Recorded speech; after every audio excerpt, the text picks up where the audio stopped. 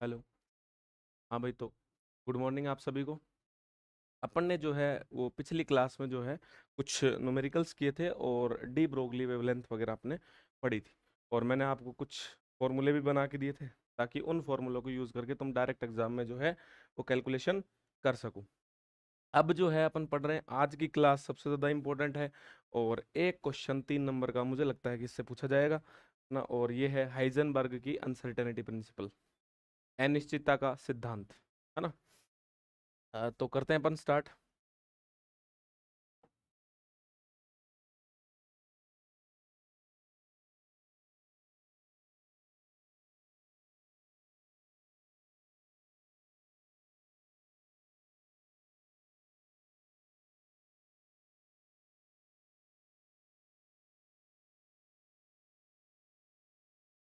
ये हाइजेनबर्ग का है ना, अनसर्टेनिटी का प्रिंसिपल है। ठीक है। अब देखो इसमें क्या है भाई। अनसर्टेनिटी प्रिंसिपल जो है ना, ये इसका नाम ही है अनिश्चितता का सिद्धांत। अनिश्चितता मतलब कोई चीज निश्चित नहीं है। इसका मतलब ये जो प्रिंसिपल है ये कहता है कि आप जो है एक ही डायरेक्शन में मोमेंटम और पोजीशन को एक साथ कैलकुलेट नहीं कर सकते। यदि आप मान लो कि आपको उसी एक पार्टिकल है और उसकी मोमेंटम और आपको पोजीशन एक ही समय पे और एक ही दिशा में जाननी है, तो आप दोनों एक साथ ज्ञात नहीं कर सकते। ऐसा क्यों? तो उन्होंने बोला कि जो आपका ये जो मोमेंटम और जो पोजीशन है इसमें एक रिलेशन होता है, और उस रिलेशन के अकॉर्डिंग यदि आपको पोजीशन आपकी मिनिमम भी होगी तो फिर आपका मोमेंटम जो है वो आपका इनफाइनाइट हो जाएगा। तो इस वजह से जो है अपन इसको कैलकुलेट नहीं कर पाते। और उसी से रिलेटेड फिर इन्होंने थोड़ा थोड़ा मॉडिफाई करके 3 रिलेशन दिए। वो तीनों सिद्धांत पढ़ेंगे और इसके 4 एप्लीकेशन वो पढ़ेंगे अपन, है ना। और इनमें से एक क्वेश्चन आएगा, और एप्लीकेशन में भी से भी कौन सा आएगा ये मैं तुम लोगों को भी बता दूंगा, ठीक है। देखो,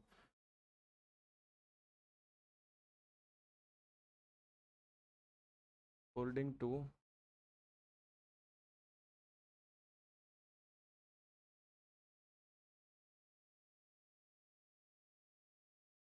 principal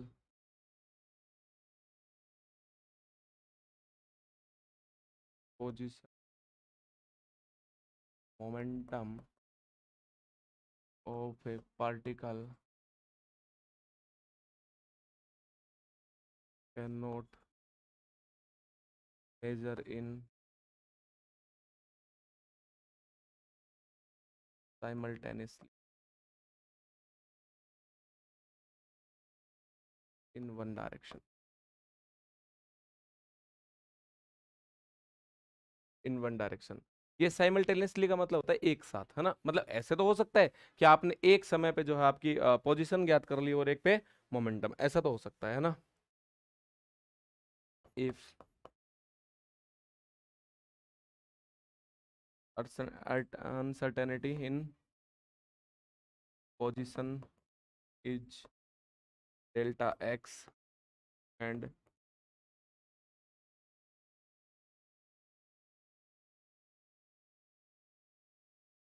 momentum is delta p, then delta x, और ये पी एक्स वाला मान लो ना, डेल्टा पी एक्स का मान जो है वो आपका एच कट बाई 2 से ज़्यादा होगा। ये वाली बात, ये वाली बात बोलता है ना। वेयर एच क्या है? Where H is, H cut is Planck constant. Value of H cut का मान है एच अपॉन 2 पाई, जो आपका 1.054 इंटू 10⁻⁻34, और आपका जूल पर है। सॉरी सॉरी सॉरी, ये आपका जूल सेकंड होगा ना।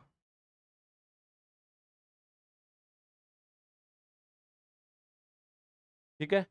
ये जो है आपका अनसर्टेनिटी का प्रिंसिपल है, आपका किस में? आपका मोमेंटम और पोजीशन में।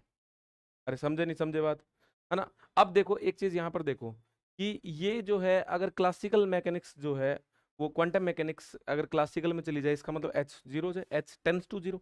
बताई थी ये बात पहले कि प्लांक के जो वो हार्मोनिक ऑसिलेटर वाला डेरिवेशन किया था, एनर्जी वाला, एवरेज एनर्जी का किया था ना। तो मैंने बताया था कि एच जब टेंस टू जीरो जाता है तो फिर वो जो है क्वांटम मैकेनिक्स क्लासिकल में चली जाती। यदि देखो according, if h tends to zero, then अगर h टेंस टू 0 तो आपका क्या हो जाएगा, delta x delta p x, और ये आपका लगभग आपका क्या, ये 0 हो जाएगा। अरे क्या हो जाएगा, 0। देन आपका ये इसका मतलब क्या है, अगर ये 0 है इसका मतलब क्या है कि आप दोनों चीजें जो है एक साथ कैलकुलेट कर सकते हो, है ना। तो फिर यही बात लिखनी है, according to classical mechanics both of things are estimated या मेजर साइमल्टेनियसली, है ना। मैं लिख देता हूँ, according to classical mechanics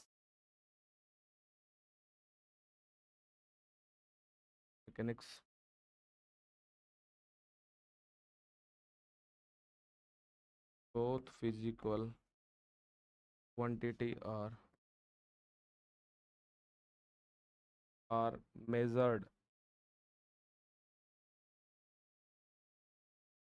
simultaneously, ये वाली बात, ठीक है। बढ़े आगे, देखो अब ये तो हो गया एक रिलेशन, है ना। ऐसे हमने कितने पढ़ने हैं, 3, है ना। ये ना ऐसे नहीं, ये 3 तो रिलेशन पढ़ने, 4 उसके एप्लीकेशन करने हैं, है ना, ये वाला। अब जो सेकंड है वो आपका है एनर्जी एंड टाइम,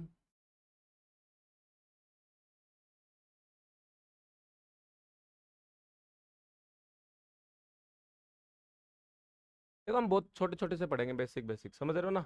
बहुत ज्यादा काम के हैं होते नहीं है, फॉर्मूले याद हो तो काम हो जाता है भाई। इनसे आपसे हो सकता है 1.5 नंबर में पूछा था, तो 1.5 नंबर में सफिशियंट है लिखने के लिए, और लगभग सारी बातें मैंने लिखा भी दी।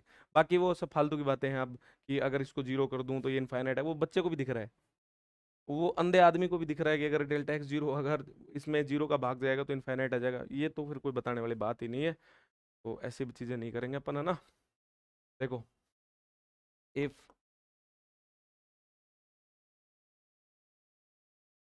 अनसर्टेनिटी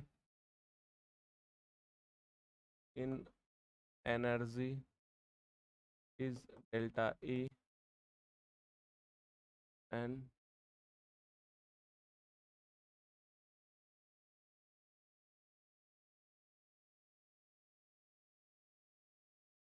डेल्टा टी, देन ये हो जाएगा, देखो डेल्टा ई, ये आपका डेल्टा टी, और वही आपका एच कट बाई 2। अरे बोलो हाँ या ना, एक ये रिलेशन हो गया आपका, है ना। फिर आगे वाला एक और करूं तो मैं,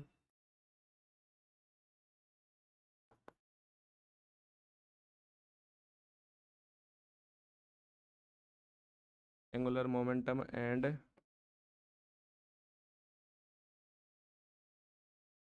angular displacement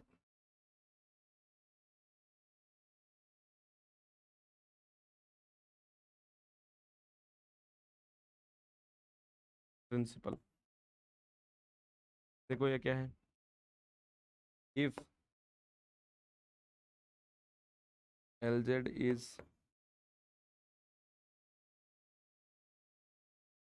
angular momentum of a particle in Z direction and delta theta z is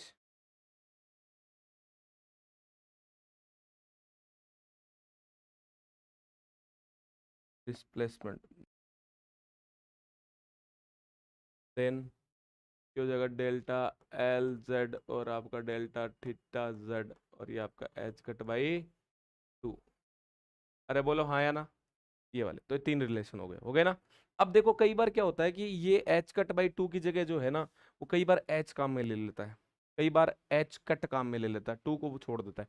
तो वो उन्हीं क्वेश्चंस में ऐसा करता है जिसमें आपको वैल्यू से कोई मतलब नहीं होता, आंसर से कोई मतलब नहीं होता, आपको सिर्फ रेंज बतानी होती है। मतलब जो 10 टू पावर्स की ऑर्डर चलती है ना, वो बतानी होती है। जैसे एच कट की भी -34 के ऑर्डर की होती है, जबकि एच की भी -34 के ऑर्डर की होती है। अरे हाँ या ना, तो उसमें कोई ज्यादा फर्क नहीं पड़ेगा, समझ गए ना। तो कई चीजों में होता है कि वो उसको एच ले लेता है, कई बार उसको, ये रूल तो यही होते हैं, लेकिन वो कई बार एच लिख लेता है। जैसे अपन भी किसी क्वेश्चन में यूज में लेंगे, तो हो सकता है अपन किसी क्वेश्चन में एच यूज में ले लें, किसी में एच कट ले लें, तो वो एक ही बात है, ये ऑर्डर से बात कर रहा है ना, रफली एस्टिमेट कर रहा है, रफली इसका मतलब ये कोई वो नहीं है कि भाई इस ये ऐसा ही होगा तो ये इतना ही मान आएगा ना, ये रफली कैलकुलेट करके बताता है कि भाई इतना होगा तो फिर ऐसा नहीं होगा, है ना। अब ये तुम छापो फटाफट, फटाफट छापो।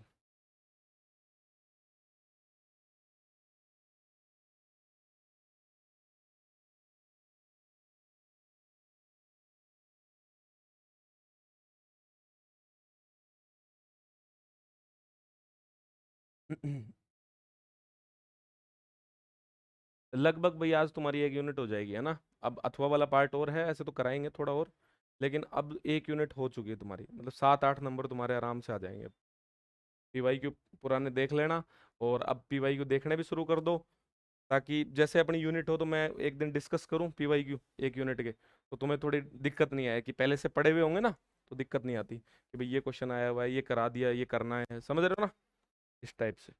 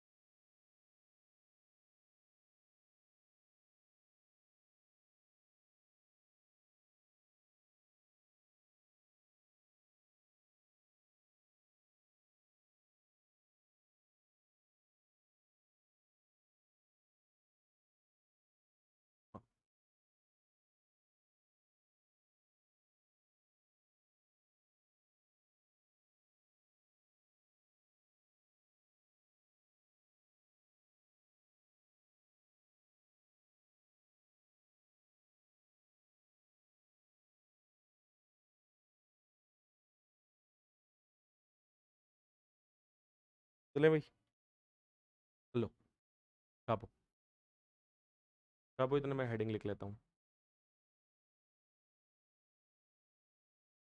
एप्लीकेशन ऑफ,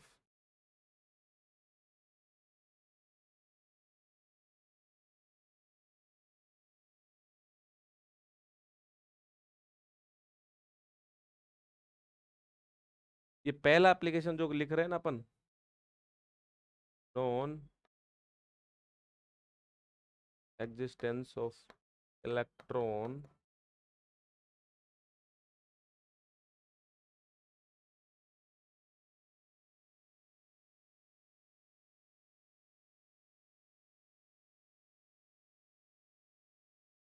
भयंकर इंपॉर्टेंट है, मतलब खतरनाक वाला।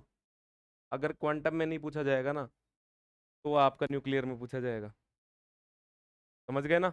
और दोनों में रहते क्या है, सेम ही चीजें, ये इसलिए बहुत इंपॉर्टेंट हो जाता है।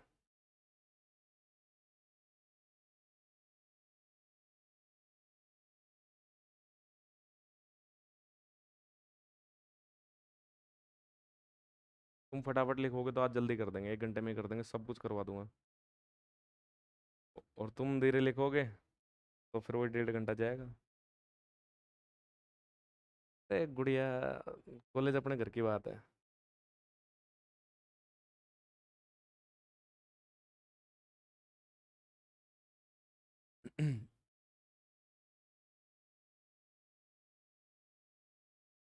हो गया भाई, तो धीरे लिख रहे हो, इतना टाइम तो मेरे को ही नहीं लगा था लिखते टाइम।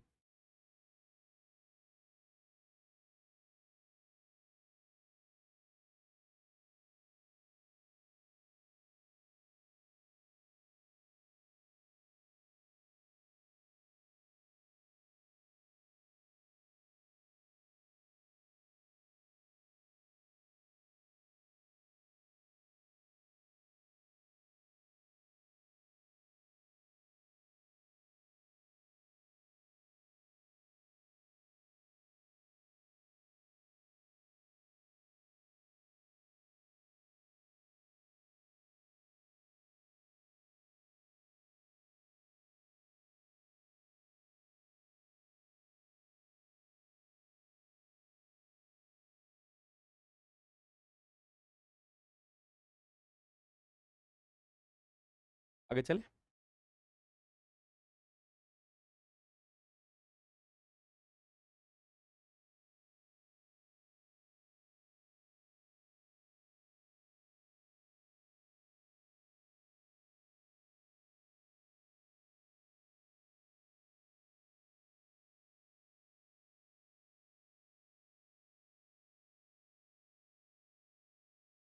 हाँ,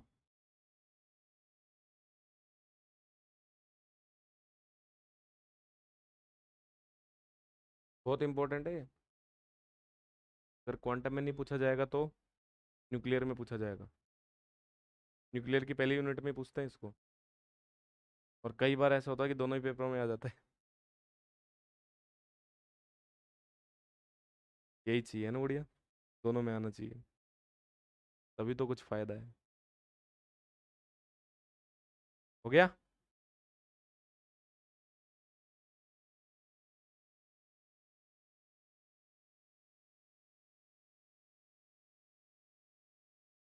रेंज ऑफ फर्मी ऑर्डर।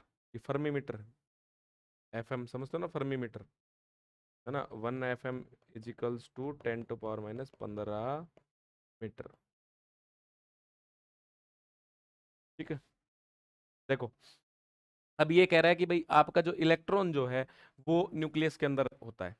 ये इसी चीज का ये पूछ रहा है कि भाई आप सिद्ध करो कि न्यूक्लिय नॉन एग्जिस्टेंस इलेक्ट्रॉन का जो अस्तित्व है वो न्यूक्लियस में नहीं होता है। जबकि अपन जानते हैं कि न्यूक्लियस में सिर्फ क्या रहता है, प्रोटॉन और न्यूट्रॉन, इलेक्ट्रॉन नहीं रहता। तो अपने को ये प्रूफ करना है कि क्यों नहीं रहता, और रहता है तो किससे रहता है ना, ये वाली बात। अब अपन को जानते हैं कि जो न्यूक्लियस का साइज होता है वो फर्मीमीटर ऑर्डर का होता है, अरे हाँ या ना। तो जो इसमें पोजीशन में अनसर्टेनिटी है वो फर्मीमीटर ऑर्डर की होगी, है ना। देन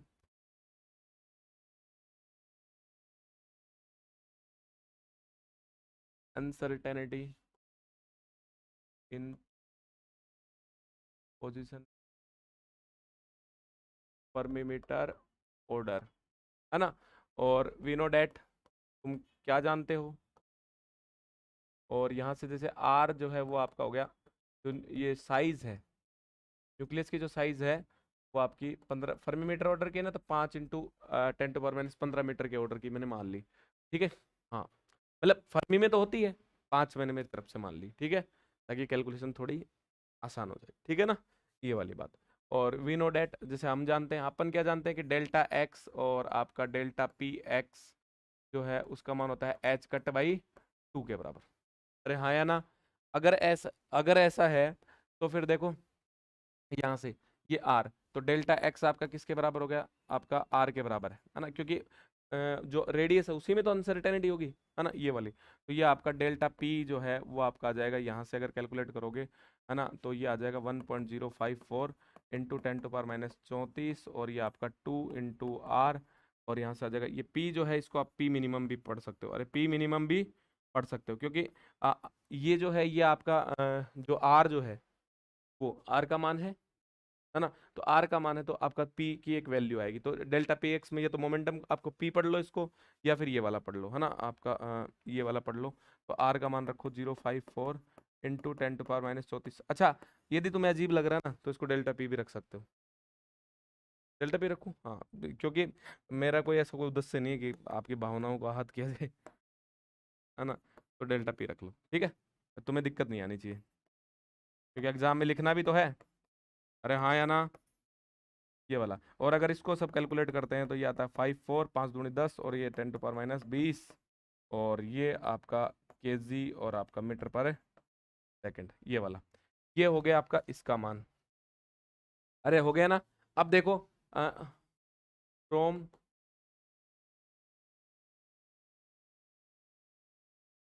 रिविस्टिक मैकेनिक्स, क्या कहती है मैकेनिक्स, वो कहती है कि ई का मान है ना जी, वो गुड़िया बात हुई थी ना ये कल, ये वाला। अगर देखो पार्टिकल का जो रेस्ट मास जो है वो आपका छोटा है और आपका पी और सी का मान बड़ा है, तो देन आपका बड़ा है तो ये लगभग इसके बराबर हो जाएगा पीसी। अरे हाँ या ना, हो जाएगा ना। तो आपका अगर आपको एनर्जी निकालनी है तो ये आपका आप कर सकते हो डेल्टा पी और ये आपका सी, अरे बोलो हाँ या ना। डेल्टा पी का मान कितना है, 1.054 इंटू 10⁻⁻20, और ये 3 इंटू 10⁻8। जब ई को इसको कैलकुलेट करोगे तो ये आ जाएगा 4×3 = 12, 5 = 16 और ये आपका 3.163 और 163 नहीं 162, सॉरी 162 और इंटू 10⁻⁻12। ये होगी एनर्जी जूल में। इलेक्ट्रॉन वोल्ट में लेके जाऊंगा तो ये आ जाएगा 3.16 और 10⁻⁻12 और 1.6 इसका ही भाग जाता है ना इलेक्ट्रॉन वोल्ट में जाने के लिए, ये वाला। तो ये हो जाएगा आपका ऊपर जाएगी 10⁻7 और 1 क्या ये जब जाएगा तो ये आ जाएगा 1.97 है ना, और इंटू 10�7 इलेक्ट्रॉन वोल्ट। तो ये जो देखो एक इधर डालूंगा तो ये आ जाएगा 19.7 और 6 को लिख दूंगा मेगा। 6 को क्या लिख दूंगा मेगा, तो मेगा इलेक्ट्रॉन वोल्ट। तो ये रफली रफली अगर कैलकुलेट करते हैं तो ये रफली रफली जो है वो 20 मेगा इलेक्ट्रॉन वोल्ट आता है। अरे कितना 20। देखो मैं फिर कह रहा हूँ तुम कैलकुलेशन करोगे तो 19.7 ही आएगा, लेकिन तुम्हें बताना है कि रफली रफली 20 है ना। फिर वही बात, तुम अगर 18 भी लिख के आते ना इसको एग्जाम में मैं सही कर देता, अगर कॉपी में चेक कर रहा होता तो, क्योंकि मुझे पता है 18 भी आ सकता है, एच का मान कुछ और ले लो तो, है ना। बट वो जो जरूरी नहीं है जो आपकी कॉपी चेक करे वो सारे पढ़े लिखे होते हैं, अरे ऐसे जरूरी नहीं है। तो फिर इसलिए आपको अपन एग्जैक्ट डाटा भी याद कर लेंगे, समझ गए ना। तो 20 ठीक है। अब ये देखो, अब 20 मेगा, इधर देखो सुनो तो सही मेरी बात, तुम लिखने में ध्यान देने लगे। 20 मेगा इलेक्ट्रॉन वोल्ट मान आ रहा है, कितना 20। जब 20 मेगा इलेक्ट्रॉन वोल्ट यदि मान आ रहा है तो इसका मतलब ये है कि इलेक्ट्रॉन जो अगर न्यूक्लियस के अंदर रहेगा तो उसकी एनर्जी कितनी होगी रे 20। कैलकुलेट किया ना 20 मेगा इलेक्ट्रॉन वोल्ट। जबकि बीटा डीके करते हैं अपन, बीटा डीके पढ़े ना, डीके 6 अल्फा बीटा डीके। तो उसमें बीटा डीके में जब अपन पार्टिकल निकलता है अपना बाहर निकलता है तो इलेक्ट्रॉन भी निकलता है, उस बीटा पार्टिकल है क्या, इलेक्ट्रॉन और पॉजिट्रॉन ही तो है, तो इलेक्ट्रॉन निकलता है। तो इसका मतलब जब वो इलेक्ट्रॉन निकलता है बीटा डीके में तो वो जब निकलता है बाहर तो उसकी एनर्जी भी तो कुछ होनी चाहिए ना, उसकी एनर्जी इसी ऑर्डर की तो होनी चाहिए। जबकि उसकी एनर्जी 2 से 3 मेगा इलेक्ट्रॉन वोल्ट की आती है, जब वो 2 और 3 मेगा इलेक्ट्रॉन वोल्ट की आती है तो इसका मतलब ये 20 तो हो ही नहीं सकता, फिर 20 हो ही नहीं सकता। अब जब 20 हो ही नहीं सकती इलेक्ट्रॉन की एनर्जी तो इसका मतलब ये इलेक्ट्रॉन न्यूक्लियस में एग्जिस्ट कर ही नहीं सकता, है ना, ये वाली बात।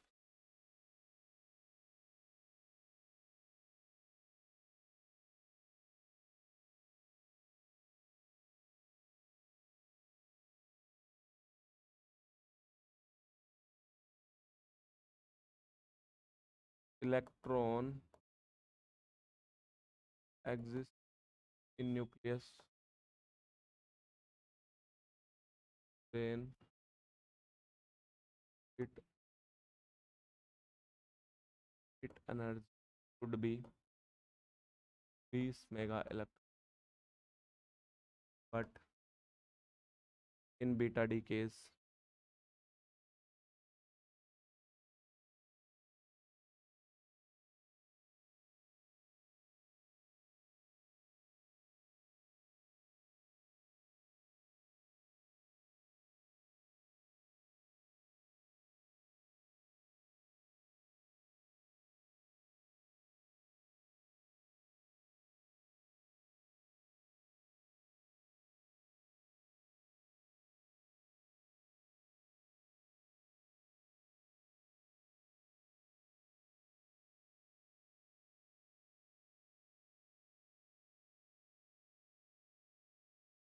अरे बोलो हाँ या ना, हो गया ना, तो छापोगे क्या, कहाँ गए थे अपन, क्या ये छापो। आसान है ना, देखो हार्ड नहीं है कोई भी चीज। हाँ लिख लिया, तो साथ साथ मत लिखा करो, एक तो तुम है ना फिर ये याद नहीं रहेंगे, है ना। ठीक है ना। और तुम ऑनलाइन वाला जो भी कोई देख रहा हो तो इसको पॉज करके लिख के एक बार पॉज कर लेना वीडियो को और आप लिख लेना, ठीक है। आगे चलो, ये वाला। अब यहाँ से देखो, साथ साथ मत लिखना रब, ठीक है, ये वाला। अब यहाँ से देखो सेकंड, हाँ। अब सेकंड जो है ये तो नॉन एग्जिस्टेंस हो गया आपका, है ना, इलेक्ट्रॉन वाला। अब दूसरी जो चीज है वो है आपका जो है, एक तो अपन ग्राउंड स्टेट एनर्जी निकालेंगे किसकी, हाइड्रोजन एटम की, है ना। तो मैं लिखूं ओ,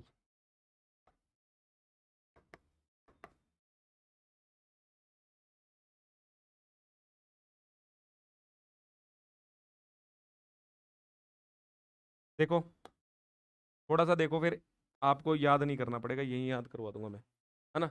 ये मान लो कि आपका हाइड्रोजन एटम है। पहले तो ये बताओ, ग्राउंड एनर्जी पता है तुम्हें हाइड्रोजन एटम की कितनी आती है? -13.6 पढ़ा है तुमने? ऐसी क्वांटिटी तुमने 12वीं में पढ़ी है, याद करो। -13.6 इलेक्ट्रॉन वोल्ट। फिर उसमें, ओह, तो कांड हो गया है ना गुड़िया? ऐसा नहीं पढ़ा गुड़िया? बोर मॉडल नहीं पढ़ा, सॉरी, मेरे को पता नहीं था कि तुम लोग पढ़ते भी नहीं हो गया, है ना। चलो, अब यहाँ से ये देखो, यहाँ से ये आपका मान लो आपका जो है हाइड्रोजन एटम है, अरे मान लिया ना। तो हाइड्रोजन एटम है, तो ये आपका न्यूक्लियस है और यहाँ पर इलेक्ट्रॉन मंडरा रहा है, ठीक है। और इसकी रेडियस को मैं बोल दूँ आर बोल दूँ, है ना। मैं बोलूँ, देखो, लेट कंसीडर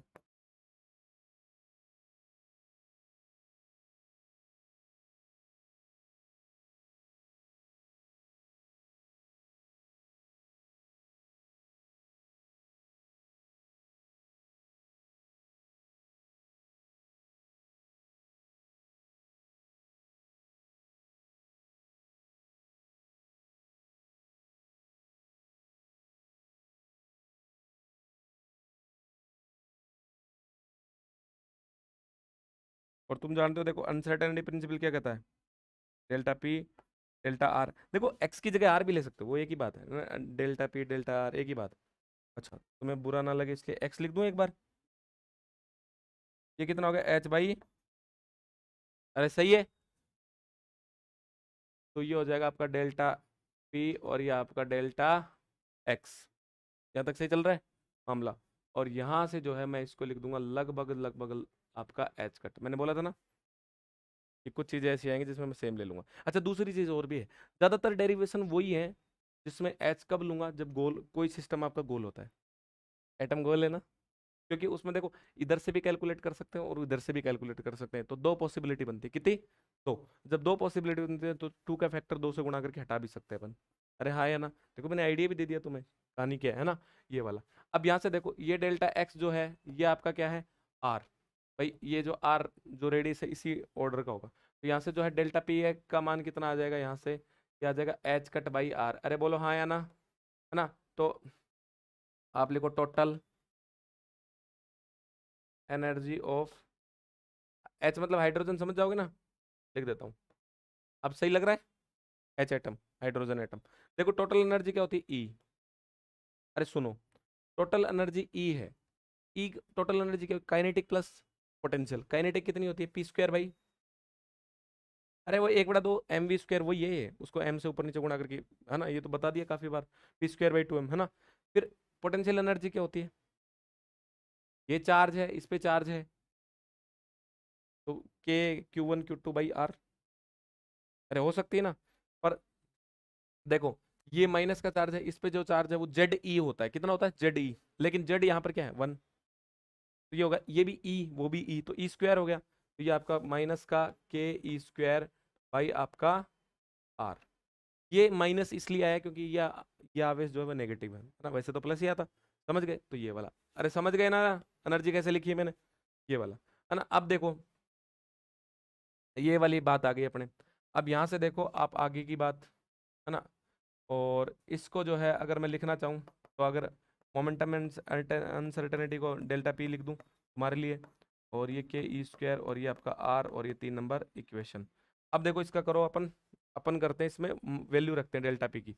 अगर डेल्टा पी की वैल्यू रखूँ मैं, put value in equation 3 from 1।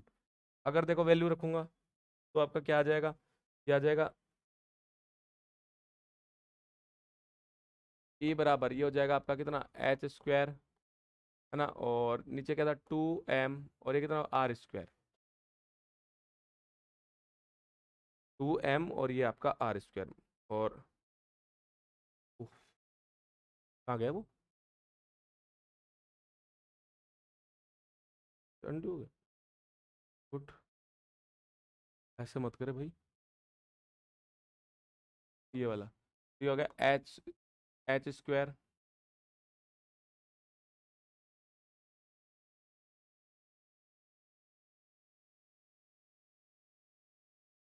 2m और ये आपका आर स्क्वायर और ये आपका के ई स्क्वायर बाई आर। अरे बोलो हाँ या ना। अब देखो मिनिमम जो एनर्जी होती है आपकी, वो मिनिमम और मिनिमम और मैक्सिमा के लिए क्या करते हैं अपन, फर्स्ट डेरिवेटिव जीरो करते हैं। तो फर्स्ट डेरिवेटिव किसका करोगे, तो डी ई बाई आपका डी आर जो है ना, वो आपका क्या कर देंगे, जीरो फॉर मिनिमम। भाई अपन को ग्राउंड स्टेट क्या होती है, अरे ग्राउंड स्टेट क्या होती है, मिनिमम एनर्जी। मैं लिख देता हूँ, तुम्हारा कोई भरोसा नहीं, because ground state having minimum energy. तो निकालो, D E by D R निकालो। देखो आर स्क्वायर ऊपर जाएगा, ये आ जाएगा 2h स्क्वायर, ये आपका 2m और ये आपका आर क्यूब, सही है। और ये हो जाएगा आपका के ई स्क्वायर बाई आपका आर स्क्वायर, मैंने कर दिया डेरिवेटिव, ठीक है। ये आपको जीरो के बराबर रखना है, तो ये होगा जीरो, ये होगा 2 और एच स्क्वायर और ये 2m और आर क्यूब प्लस आपका के ई स्क्वायर बाई आपका आर स्क्वायर। ये देखो इस 2 से ये 2 गया कट, अरे हाँ या ना। तो ये हो गया आपका एच स्क्वायर अपॉन आपका एम आर क्यूब और ये बराबर आपका के ई स्क्वायर बाई आपका आर स्क्वायर। अरे हाँ या ना। देखो इस आर स्क्वायर से ये आर स्क्वायर कट जाएगा, या फिर एक आर ही बच जाएगा, अरे हाँ या ना। तो यहाँ से जो है आर का मान आ जाएगा आपका कितना, एच स्क्वायर अपॉन यहाँ से के एम और आपका ई स्क्वायर। बोलो हाँ या ना। ये आपका मान आ गया, तो इसको मैं बोल दूँ इक्वेशन नंबर 3 और ये इसको बोल दूँ इक्वेशन नंबर 4। तो पुट वैल्यू इन इक्वेशन 3। तो अब अगर 3 में अगर वैल्यू पुट करूं मैं, तो देखो ई का मान 3 में ही ना, नहीं 3 में नहीं, इसको दूंगा मैं एक और नई इक्वेशन, खूबसूरत 4, ये आपकी 5, तो मैं 4 में रखूंगा, किस में रखूंगा, 4 में। तो ई बराबर देखो एच स्क्वायर और बाद में क्या है 2m है ना, क्या है 2m। तो आपका 2m है आर स्क्वायर, तो आर स्क्वायर का मान कितना है, ये आपका एच स्क्वायर अपॉन के एम ई स्क्वायर का स्क्वायर। अरे बोलो हाँ या ना। फिर के ई स्क्वायर और ये आपका आर जो है वो आपका हो जाएगा एच स्क्वायर अपॉन के एम ई स्क्वायर। सही है यहाँ तक मामला। जब मैं लिखता हूँ, जब मैं सामने थोड़ी आ जाता हूँ बोर्ड के, दिख जाता है ना। हाँ, वैसे मैं पूरी कोशिश करता हूँ कि हट जाऊँ मैं, है ना, ये वाला। अब ये देखो इसको सोल्व करते हैं। अब यहाँ कर दूँ क्या एक बार, आ जाएगा उधर, आ जाएगा। तो ये आपका ई बराबर देखो एच स्क्वायर से एच स्क्वायर कट जाएगा, कट जाएगा, के स्क्वायर एम स्क्वायर और एक एम से एम कट जाएगा ना। तो यहाँ से देखो क्या क्या ऊपर आएगा, एक तो आ जाएगा आपका क्या, हाँ वही तो के स्क्वायर, एक एम से एम कट जाएगा, तो एक आपका एम ऊपर चला जाएगा, एक ई की पावर 4 ऊपर आ जाएगी, है ना, और ये आपका 2 और एच स्क्वायर। सही है क्या, सही लिखा हूँ ना, बिल्कुल। और इसके माइनस ये वाला जो होगा वो हो जाएगा आपका के स्क्वायर एम ई 4 और आपका एच स्क्वायर। अरे बोलो हाँ या ना। अब ये देखो सारी क्वांटिटी एक जैसी है, बस उसमें 1/2 है, इसमें 1 है। अगर ये कॉमन लोगे तो 1/2 -1 आएगा, अरे हाँ या ना। तो माइनस का 1/2 बच जाएगा, 16 होगा। तो ई का मान कितना आ जाएगा, माइनस के स्क्वायर और आपका E4m बाई एच स्क्वायर और ये आपका 2। बोलो हाँ या ना, आगे चलते हैं। देखो ई बराबर क्या आ जाएगा, माइनस का 1/2, ये के स्क्वायर और एम और E4 और आपका एच स्क्वायर। इसमें जब मान रखोगे, आपको मान आपके पास सारे मान है। देखो के स्क्वायर का मान होता है 4πε, यानी कि 9 × 10⁻⁴ कूलाम कांस्टेंट वाला है ना ये वाला। और मास ऑफ इलेक्ट्रॉन, ये E4 सॉरी मास ऑफ हाँ ये वाला इलेक्ट्रॉन ही आएगा। और E4 आपका जो चार्ज का मान हो गया, और H जो है आपका प्लांक कांस्टेंट हो गया। ये सब सारे मान आप जब कैलकुलेट करोगे तो E का मान आप पाओगे, है ना। थोड़ा और बड़ा करूँ क्या, देखो फालतू पन्ने पर बातें है ना। क्या कि आपका के का मान कितना है, 9 × 10⁻⁹ अरे हाँ या ना। एच कट का मान 0.54 × 10⁻34 जूल सेकेंड, है ना। ये वाला और आपका मास तो आपको पता ही है। ई का मान आपको पता ही है 1.6 × 10⁻19 कूलम। ये सब लोग put above value in equation 6 और ये जब रखोगे तो आपका मान आएगा 13.6 इलेक्ट्रॉन वोल्ट। अरे हाँ या ना, ये आपकी मिनिमम एनर्जी होती है। अरे हो गया, कितने हो गए? दो। चलो छापो तो फिर फटाफट। कहाँ गए थे? यहाँ ये वाला तो लिख ही लिया था तुमने, ये वाला 20 वाला लिख लिया था ना। अरे गुड़िया ने तो आगे भी चेप दिया था। चलो छापो। ज्यादा स्पीड से थोड़ी पढ़ा रहे हैं, पढ़ा रहे हैं, थोड़ा सा पढ़ा रहे हैं। मेरे को खुद को ही लग रहा है थोड़ा तो पढ़ा रहे हैं। नहीं वैसे क्या है क्या? हाँ गुड़िया, पहली यूनिट तो पूरी ही पढ़नी है। पहली यूनिट एक बार पूरी पढ़ लेना, फिर मैं बता दूंगा बाकी तुम्हें और चीजें। अब बोले ऐसा लग रहा है क्वांटम को देख के कि बोले इंपॉर्टेंट बता दो अब तो। जैसे ज्यादा हो जाएगी, बड़ी तो होगी ये किताब, काफी बड़ी किताब है। इसीलिए जब लोग शुरू करते हैं ना पहले तो न्यूक्लियर वगैरह से स्टार्ट कर देते हैं।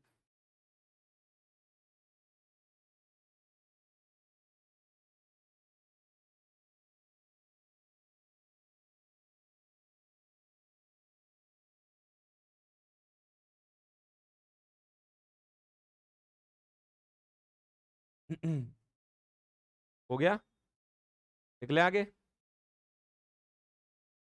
तो बहुत टाइम लगाओगे तुम लिखने में। 1 घंटे में लेक्चर खत्म करेंगे आज अपन, जबकि ये 2 घंटे का लेक्चर है। पर देखो समझ तो आ ही रहना सारा, बस बात वो है। अब तुम प्रीवियस ईयर जाके देखोगे ना घर पे, तो तुम देखोगे तुम्हारा जो है 3-3 नंबर के 2%, 1 1.5 का तुम्हें इसी मिल रहा है आराम से बढ़िया। 7 8 नंबर हो रहे हैं, तो इसलिए पहली यूनिट थोड़ी अच्छे से कर लो। बाकी दूसरी और तीसरी इनमें भी कराएंगे तो अपन ऐसे ही, लेकिन मैं लास्ट में तुम्हें बता दूंगा कि पेपर में क्या आएगा। हाँ सब में वो बिल्कुल बताना ही है वो, क्योंकि अब सॉलिड वॉलिड तो मैं से शायद मैं करा ही नहीं पाऊंगा सॉलिड तो।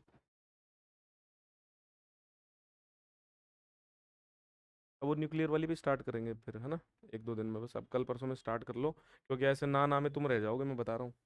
अब तुम देख रहे हो ना मेरे को कितने दिन हो गए, कभी भी काम निकल जाता है अचानक, कभी भी।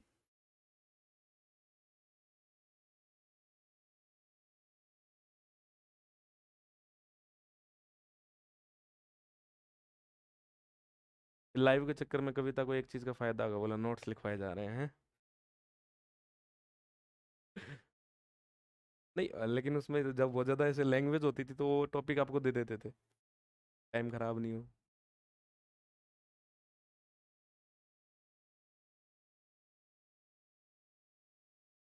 कम से कम फिजिक्स में जो है ना, ईयर वाले बच्चों को एक किताब तो अच्छे से पढ़नी चाहिए। नहीं एक से ये होता मनोबल बनता है, फिर एक हो जाती है ना तो फिर बच्चा पास का जुगाड़ कर लेता है। बच्चा खुद टैलेंटेड होता है फिर। वो एग्जाम में तुम ये नहीं कहते कि बस तू तो मुझे बता दे कि लिखना क्या है ना, बस 2 लाइन बता दे, बाकी तू तेरे भाई पे छोड़ दे, बाकी तेरा भाई लिखेगा। ऐसा नहीं होता एग्जाम में। और ये आर्ट वाले तो मैं आपको एक बात बताता हूँ, लिखते लिखते सुनना आप, है ना। एक बार जो है मैं कॉलेज के जो एग्जाम थे बीए के, और उनमें जो है मेरी ड्यूटी वगैरह लगी हुई थी, तो मैं देख रहा कि एक जो है ना गुड़िया, है ना, बीए की, और वो लिख रही प्रश्न, और वो कोई मुगलों के बारे में पूछा हुआ था और वो राजपूतों के बारे में मिक्स करके कोई क्वेश्चन पूछा हुआ था, हिस्ट्री में आते रहते हैं ऐसे प्रश्न हिस्ट्री में। और उसने यूं मतलब उत्तर कुछ ही पूछा है ना, उसने लिख रखा कि मुगल जो है उनके पास सेना ज्यादा होती थी, है ना, घोड़े इतने होते थे। चलो मैं सोचा चलो ठीक है, युद्ध का विवरण चल रहा है, हो सकता है जो पूछा है वो बाद में लिखे गुड़िया, है ना। तो और हिंदी हिस्ट्री में एक्चुअल में राइटिंग ऐसे ही होती है भाई, थोड़ा विवरण तो दें, है ना। और कॉलेजों के एग्जाम में तो ऐसे ही होता है, कोई कंपटीशन तो चल नहीं रहा है, RSIS का एग्जाम तो है नहीं कि आपको टू द पॉइंट लिखना है। चलो अब थोड़ा मैंने एक पन्ना और पढ़ लिया उसका, वो लिख रही थी, मैं पढ़ रहा था खड़ा खड़ा, ठीक है। उसमें लिख रखा था कि मुगल जो है उनके घर में ये होता था वो होता था, मतलब पूरे प्रश्न का और उत्तर का, उस उत्तर से कोई लेना देना नहीं, और वो गुड़िया फिर भी पास हो जाएगी, आप देख लेना। क्योंकि बीए की कॉपी जो चेक करते हैं वो पढ़ के चेक करते ही नहीं है। है ना? जबकि इधर अगर क्वांटम में तुम लिख के आओ, है ना, वो अगला देखते ही ये लो।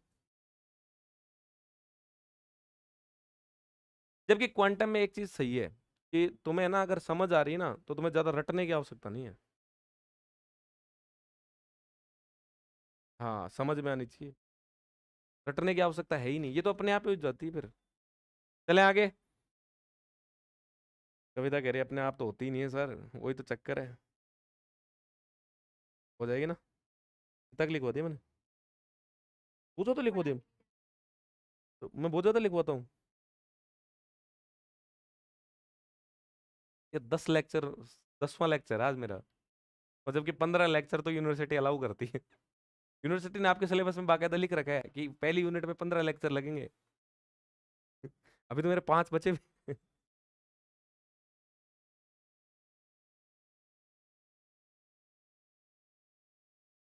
क्वांटम सबसे बड़ी किताब है। अरे अगर तुम, मैं इसीलिए कह रहा हूँ तुम क्वांटम थोड़ा अच्छे से पढ़ लो। न्यूक्लियर में मैं तुम्हें ऐसा ऐसा जुगाड़ दे दूंगा, मैं हकीकत बता रहा हूँ तुम्हें। तुम चाहो ना तो मैं तुम्हें चौथी यूनिट 3 घंटे में करा सकता हूँ, और तुम सारी की सारी आ जाएगी तुम्हें। इस बात की गारंटी मैं लेता हूँ। सारे प्रश्न कर दोगे तुम न्यूक्लियर। तो जब भी तो न्यूक्लियर स्टार्ट करेंगे अभी। न्यूक्लियर ऑफलाइन ही करेंगे अपन, फिर बाद में देखेंगे ऑनलाइन का कभी। पर क्योंकि इतना हो नहीं पाता दो दो क्लास एक साथ। इसमें क्या बहुत फॉर्मेलिटीज होती हैं, ये करो वो करो, ऑफलाइन थोड़ा सही रहता है।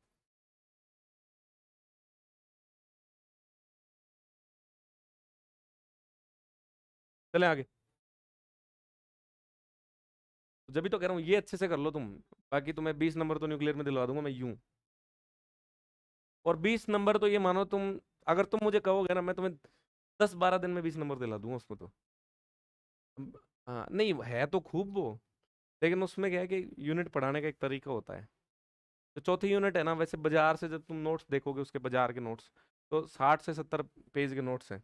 अपन मुश्किल से खड़े 2 पन्नों में सलटा देंगे उसको।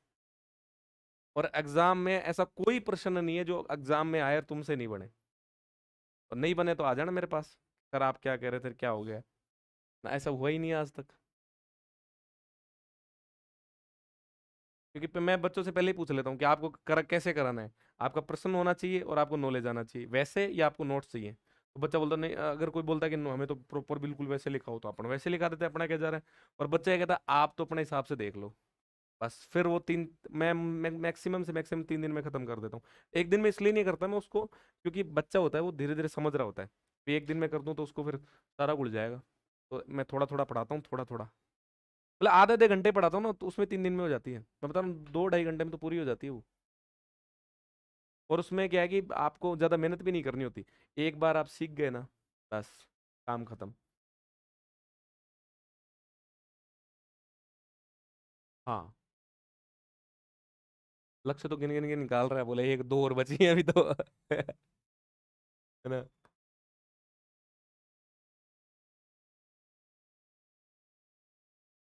ग्राउंड स्टेट एनर्जी ऑफ,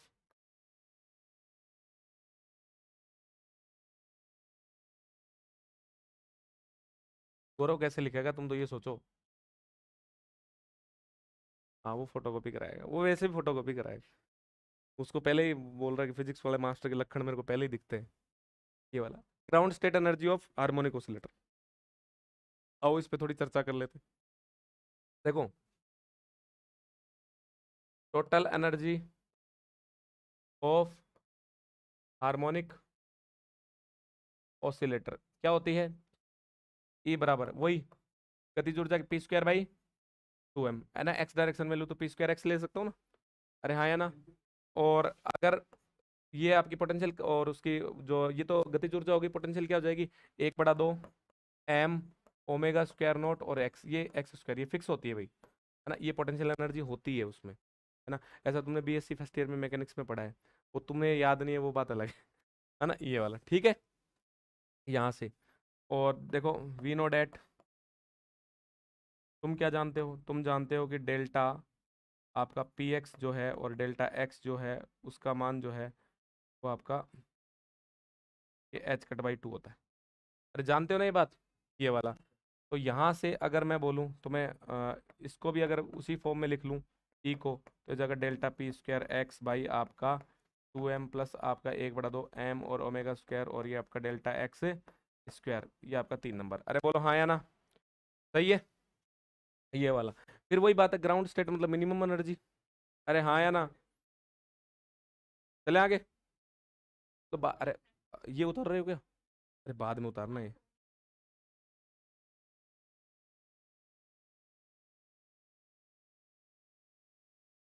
चले आगे।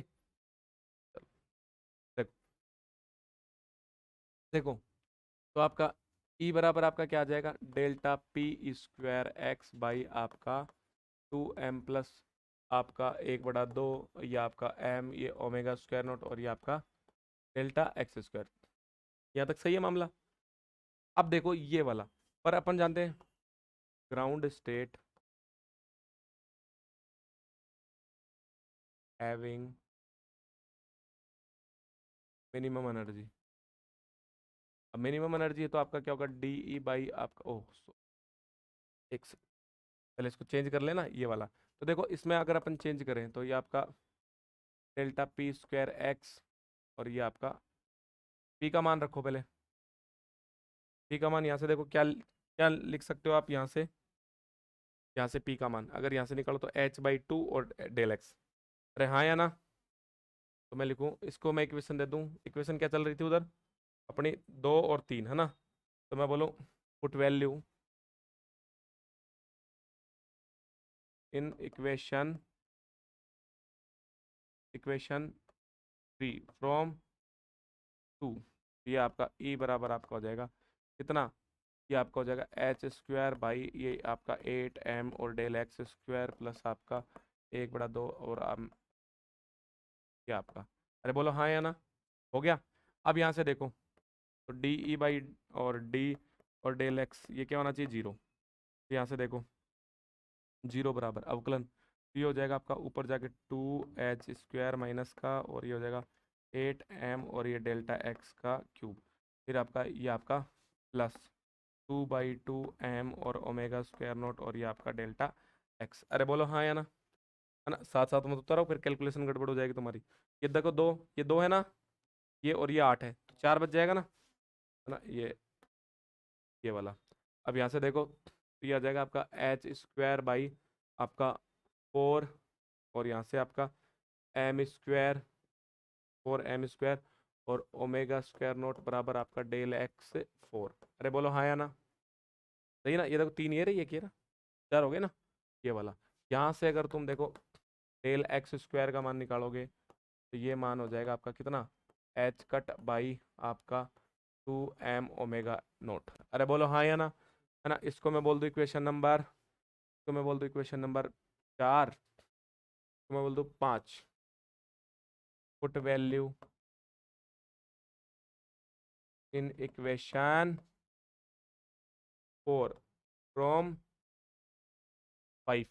तो देखो यहाँ से आगे ही बराबर ये हो जाएगा आपका एच स्क्वायर, है ना?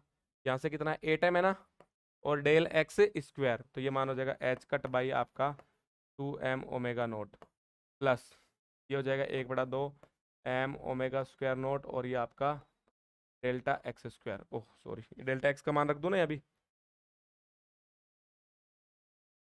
ये देखो ये हो जाएगा एच कट बाई आपका 2m ओमेगा नोट। यहाँ से देखो ई, ये देखो इस एच से ये एच गया, अरे गया नहीं गया, ये वाला, और इससे ये 4m से m गया, गया ना? तो यहाँ से बच जाएगा आपका H cut omega naught by आपका 4 प्लस आपका 1/4, ये m से m गया, ओमेगा से ओमेगा गया, ये हो जाएगा एच कट ओमेगा नोट। अरे बोलो हाँ या ना? तो ये आपका कितना आ जाएगा, 1/2 एच कट ओमेगा नोट। अरे हाँ या ना? देखो ई बराबर हो गया आपका 1/2 एच कट और ओमेगा नोट। यही होती है क्या ground state energy harmonic oscillator की? पूरे भूल गई? हाँ, है ना? और इसको आप ऐसे भी लिख सकते हो, देखो ये वाला h/2 पाई और ओमेगा नोट का 2 पाई न्यू, इससे ये गया, ई बराबर क्या हो सकती है, 1/2 एच न्यू। अरे बोलो हाँ या ना? That is ground state energy of harmonic. लो 3 हो गए क्या? क्या? हाँ, ये हो गया। भाई तुम लोग जो है पॉज करके लिख लेना इसको, ये साथ साथ ही छाप लेते, नालायक हो रखे हैं आज। ये वाला।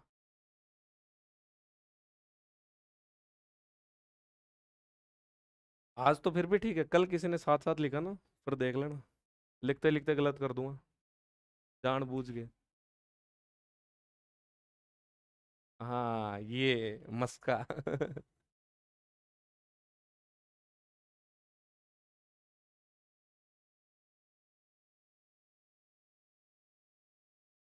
गौरव तो अभी रोने लग जाता, वो सर नहीं, अब नहीं बस। हाँ, लेकिन वो पता है उसकी आदत है, वो 20 मिनट करेगा ही करेगा। भले और उसको भी पता है मास्टर पढ़ाएगा, और वो उसको पता है मैं भी पढ़ूंगा, लेकिन उसकी आदत है। हाँ।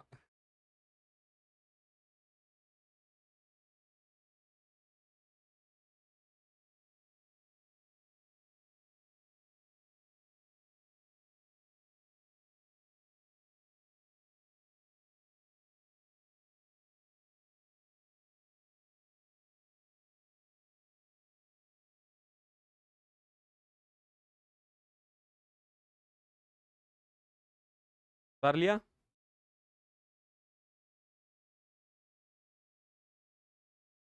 तो छोटा सा ही बचा है, हल्का सा ही बचा है, ज्यादा है ही नहीं, इससे तो आधा ही है। निपटाते ना, टॉपिक खत्म करें। क्यों गुड़िया? चलो, ये वाला। अब यहाँ आ जाओ, आपका ये फोर्थ एप्लीकेशन ना।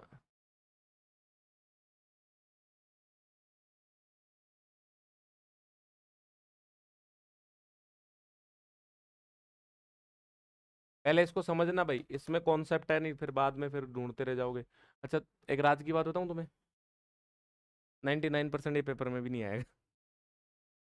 है ना, फिर देखो, लेकिन आ जाए गलती से तो फिर करना तो अच्छे से ही है ना।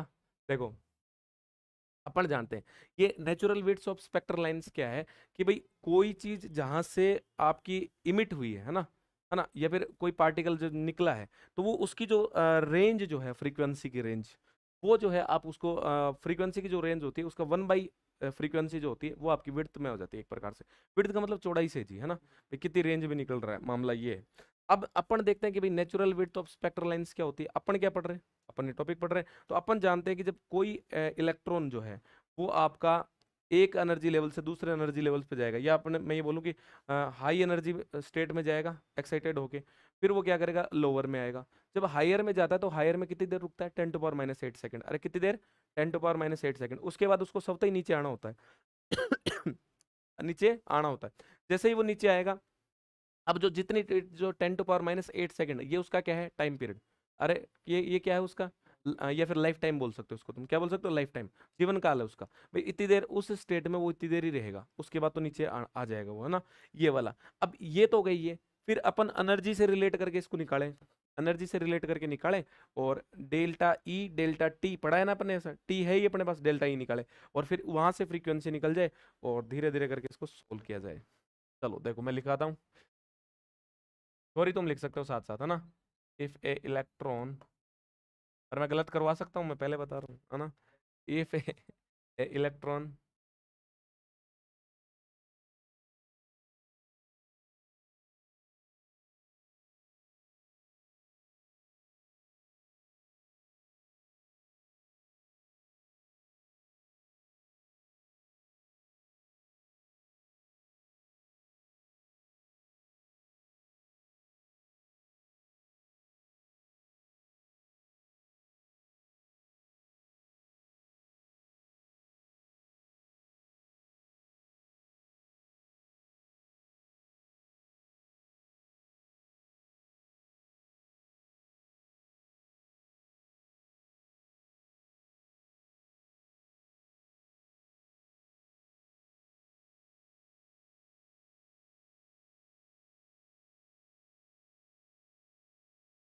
लाइफ है भैया ना, लाइफ टाइम ऑफ,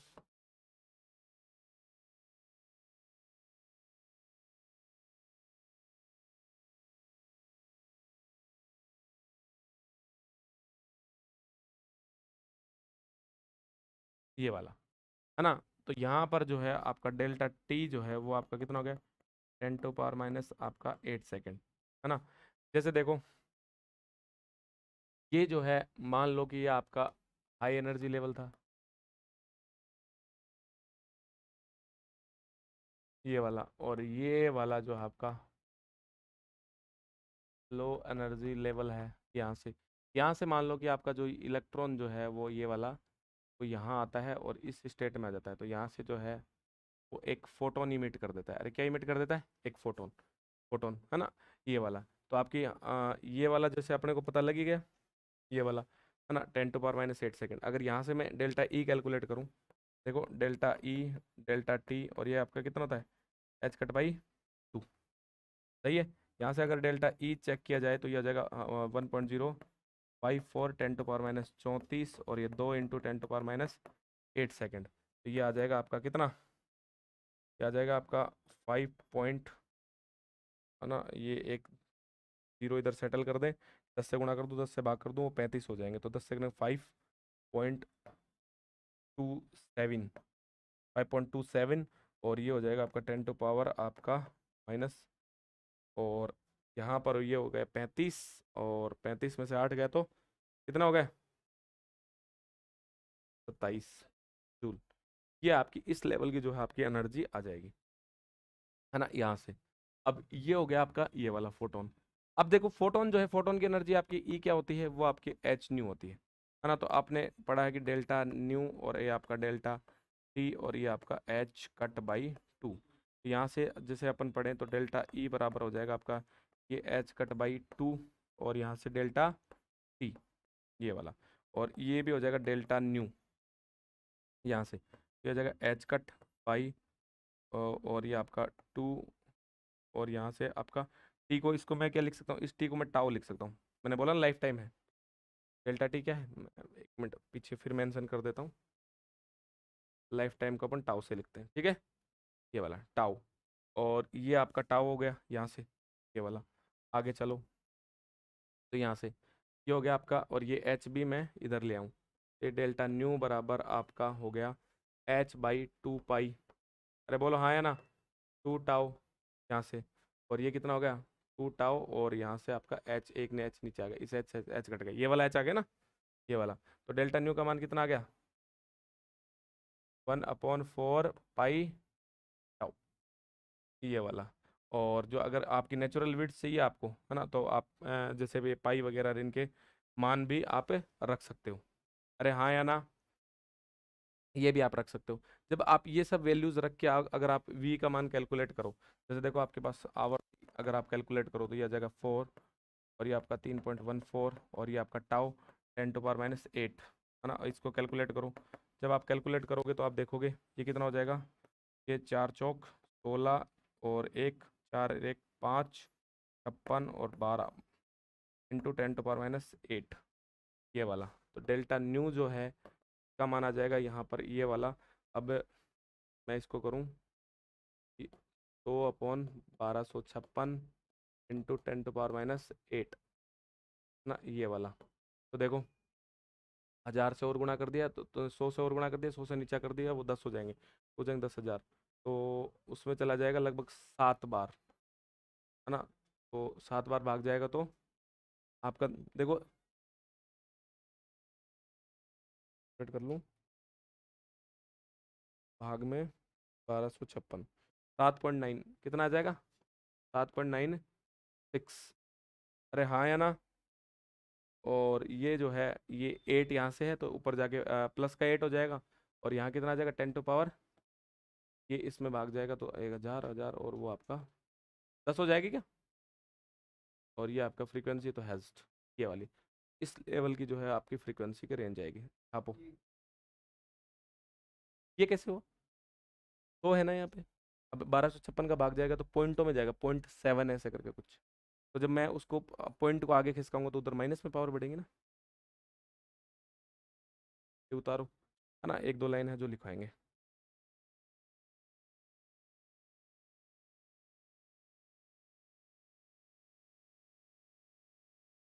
बुक है क्या गुड़िया, क्वांटम की बुक है।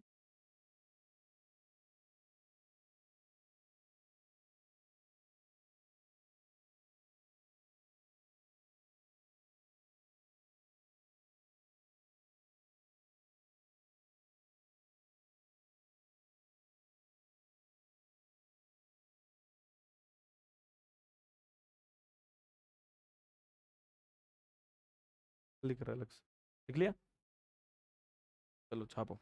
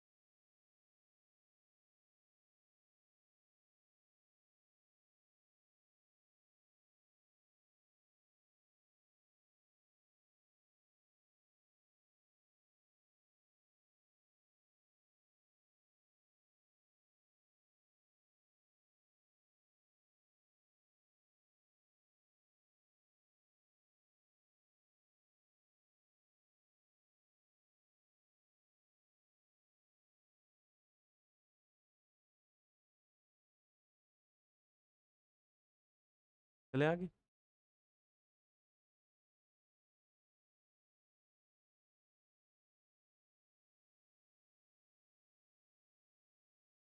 लिख लिया?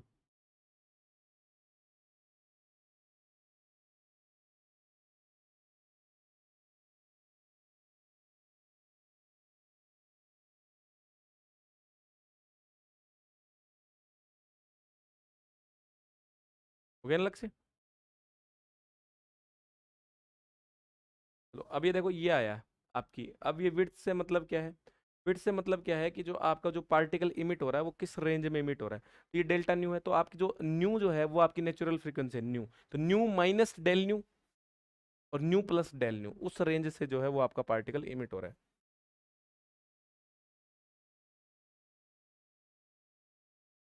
तो नेचुरल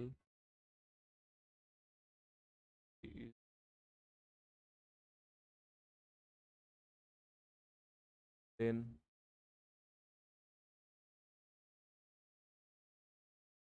फिर तो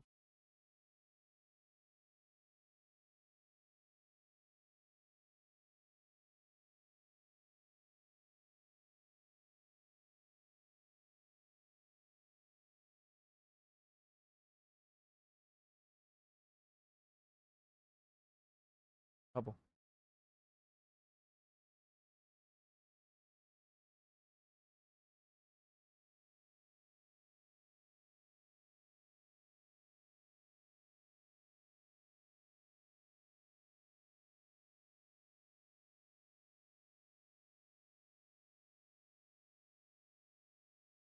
अब लिया?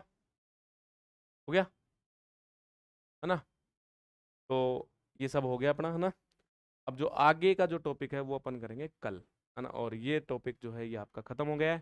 ठीक है, तो बाद में मिलते हैं अपन कल फिर से।